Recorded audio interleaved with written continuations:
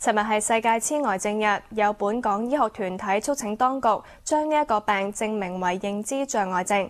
但係醫管局話要先了解醫學界嘅共識同參考世界性組織嘅做法，先至會考慮點樣改名。一個症三個名，老年痴呆症又叫做腦退化症、認知障礙症。由10個醫學同埋服務團體組成嘅聯盟話，老年痴呆症未可以準確描述病徵，痴呆兩個字亦都可能有歧視成分。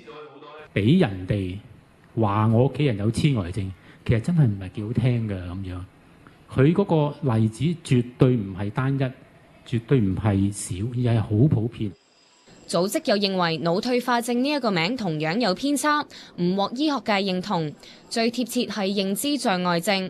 希望當局早日統一名稱，消除大眾對呢個病嘅負面觀感，鼓勵病人及早求醫。香港認知障礙症協會就希望政府同埋唔同嘅機構可以投放更加多嘅資源，教育大眾有關認知障礙症，以改善對患者嘅照顧同埋關注。醫管局同埋衛生署至今依然沿用老年痴呆症作為醫學上嘅正式名稱。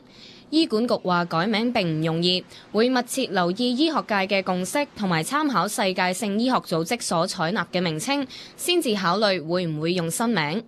無線電視記者郭嘉欣報導。